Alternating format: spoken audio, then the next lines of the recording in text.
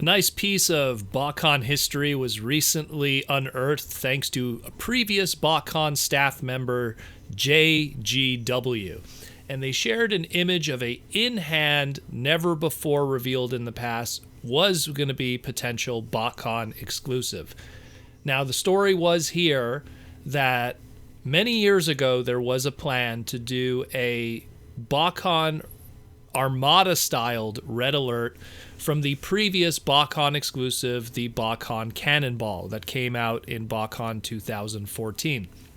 What Botcon Cannonball was they took the Transformers Prime Ratchet, they gave it a brand new head sculpt, which looked like Cannonball, the original, back in the day, Cybertron, aka Galaxy Force toy. And they gave it the Cannonball color scheme. And that was that. It was a straight up repaint with a new head sculpt. Now, the plan was that in the future, they would do a Red Alert repaint, which I think looks really good. And as a fan of Armada and Micron, I would have really dug it. But the unfortunate thing is the reason why this thing never happened was because just like the original Cannonball from Botcon 2014, pretty much what the story was is in Botcon 2014, that Cannonball toy in the box set suffered from an insane amount of assembly errors. A lot of people ended up getting it and there was problems with it. Oddly enough, mine didn't have any problems. But what's very funny is that was I have almost every Botcon exclusive from the Fun Pub era, minus a few custom class figures here and there. And out of everything I've ever gotten from the Fun Pub Botcon era, the only time I ever had an exclusive that had an assembly error was from 2014, but it wasn't Cannonball. It was the custom class Ape Lynx figure, which I had to buy the pre-made one because I didn't get in on time. And I have two left hands on mine, so go figure. That's how my luck works with that one. I actually have him displayed in my collection, holding up his two left hands, going like, "What happened here?" Anyways, so the plan was essentially is they were going to do this, but because of how much of a headache the original Cannonball was, it just never happened. And so we have these pretty much images here of how it would have looked like and everything. But what's interesting about the images provided here is the mold that is used is not the one that actually 100% was used for Botcon Cannonball.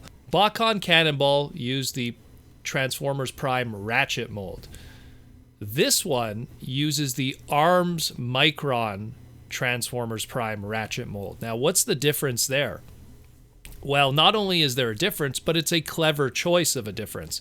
So the Arms Micron Ratchet mold is pretty much the Ratchet mold, but in Takara in Japan, what they did for the Arms Micron line is they glued on all these Minicon ports in different areas, instead of just remolding the toy completely. A lot easier. The Arms Micron line in general was a very, very interesting thing that Takara did and never really has done since, which they glued on all these Minicon ports, they used stickers instead of paint applications. It was a very unique time, not to mention the model kit building aspect of it too when it came to the Micron Minicons.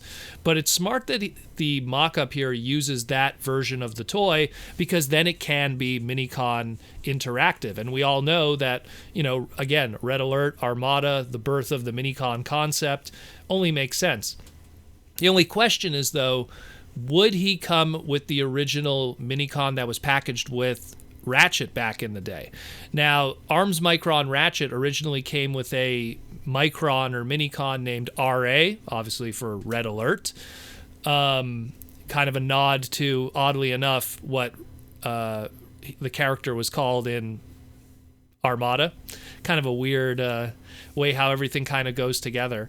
But that was like a sword weapon, kind of just different from what, Ratchet had two sword weapons. The Arms Micron version has just the one big transforming Micron sword weapon. And I feel that wouldn't have worked out well. Now, for people who know Armada very well, the original Red Alert character had a Minicon named Long Arm. He turned into, some kind of crane truck vehicle. So the question is, if they're not going to use the RA Minicon, who would they use instead? And I was kind of going through all the different ARM Micron molds that existed at the time, and there was some that were like, when I thought long-armed, since there's no truck arms microns, let's go for something that's a weapon that's extendable or looks like it's a claw or something long. And there was a few of them. I came across a few and I was like, oh yeah, there was Ida, which was like the claw weapon that came with Arachnid. And then there was Magi, which was like also like a double claw weapon that came with Silas Breakdown, and it actually got used later by Botcon to make Scalpel. But then I came across and I was like, oh, of course, how could I miss it? Of course, the Gacha Arms Micron Ratchet Spanner looks like it would be the best, because it actually turns into some kind of a robot mode, where a lot of the others that I listed are more turns into animal characters and bugs and insects. You want something to more, looks more like Long Arm, a more humanistic, humanoid looking robot. And he turns into a spanner, which is, some kind of oversized wrench gimmick. And it just seems to work well. I can imagine taking this mold and just painting it in the long arm colors, and hey, it would have been great. Or maybe even using stickers, like in the traditional Arms Micron style. Just paint, have it all primarily dark blue or black, and then use dark blue stickers or black stickers to kind of, add coloring to it. But I really dig this. It's kind of a shame that it didn't happen because of the complications of how this thing would have been put together. But considering how much people are aching for Armada stuff today, this is something that would have been welcomed today wholeheartedly, 100%. And maybe when Hasbro and Takara go into the next era of whatever the War for Cybertron stuff will be, whatever that will be, maybe we'll see some more Armada and Micron characters, much like Botcon tried to do back in the day.